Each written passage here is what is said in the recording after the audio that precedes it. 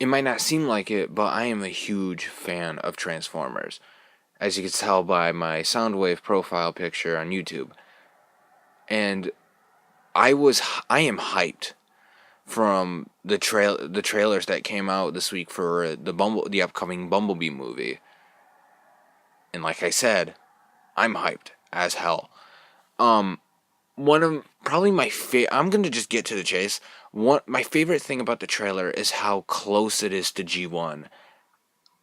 Everyone in the trailer, almost everybody, looks almost exactly how they did in G1 with the live action like design to them, which really makes a really good combination for the characters. Probably my favorite, well, definitely my favorite is Soundwave, as you can tell by the change in my profile picture.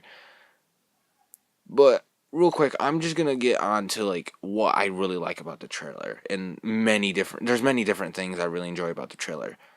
One thing I really enjoy is how the majority of the Decepticons that we see in the trailer, the major ones like Blitzwing, Shatter, and Dropkick, I think that's his name. Um, One thing I really like about those three is how they're not just regular Decepticons; they're triple changers, and we never really seen that in like most modern interpretations of the Transformers.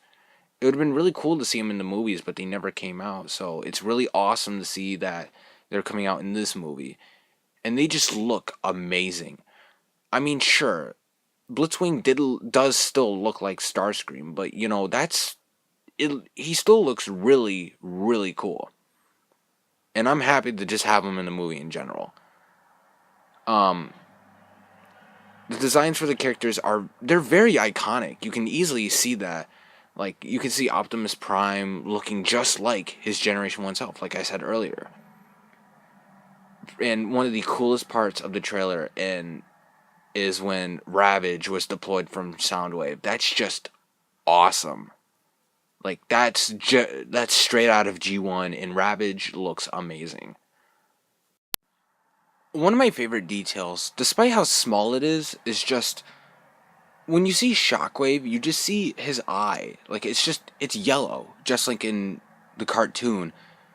And it's a bit to me it's a big deal because throughout many different interpretations, including the movies and Prime, you see him with a red eye, and that I don't know, it's just the yellow eye kind of makes me feel like it makes me remember how Shockwave was in the original cartoon. It's just amazing if you ask me. The whole scene on Cybertron is just amazing. You see many different characters. You see you see Shockwave with you could see Shatter like to the left of him, but it's hard you only see her shoulder. And then you see the Seekers. If I'm correct on what I've heard, you can see Starscream in the middle. What people believe is Skywarp to the right of him, and behind him just a random nose cone that no one really knows, but he's a green nose cone. Um, then later on you see Optimus Prime, and he's voiced by Peter Cullen, the original voice actor for Optimus Prime, and it's just I know I've said this multiple times already, but it's just awesome. It really is. And I'm excited for it. I really am. I can't tell you enough. One thing I am hoping for though is um the characters, unlike the Michael Bay movies, they really don't have much character. The one thing I do hear a lot is that the only real character that had any development was Ironhide, and a lot of people were mad when he was killed off in Dark of the Moon. Same with me. Sentinel Prime, I hate you. But what's interesting is the name Dropkick. And the reason why I find him so interesting is because throughout it's mainly the movie interpretations of him. You see um it's mainly in video games that you just see random like clones of like Decepticon drones using the name Dropkick.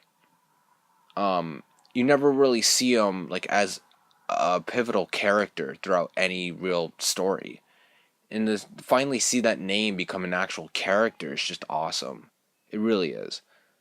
one thing I'm also interested in, maybe since we have some of the originals, like we have G1 Soundwave, Shockwave, Optimus Prime. Um, I want there's many characters I'm actually wondering to see if we're gonna see in the movies, like Megatron, and maybe even ones that were introduced very late into the original like G1 series, like maybe like Hot Rod or Ultra Magnus or many others, maybe even at least like not as an official character, obviously, but what if like a character in the background, maybe like Springer, who's an Autobot triple changer. It'd honestly be really cool. And maybe in this movie with Shockwave, we might actually be able to see him transform. I'm gonna just wrap this video up and just my overall thought of the trailers is that they're really awesome. And they really got me hyped for this movie. Again, I do feel like there will be some things that not everybody will be satisfied with. Um, However, I feel like this movie might be able to satisfy the majority of Transformers fans by introducing both the G1 design of the characters and the movie verse too. Like, I forgot to mention this earlier, but one thing that's interesting is how this is actually connected to the movies, to the other movies, because you have like Sector 7. It even shows the Hoover Dam, which was a big plot point in the first movie because of Sector 7. And it's just really cool to see. And there might even be a chance where we could actually even find or see Megatron frozen like he was in the first movie. However, the chances of that are very slim, but still, it'll be very interesting to see. And overall, I'm hyped. And I really can't wait to see this movie.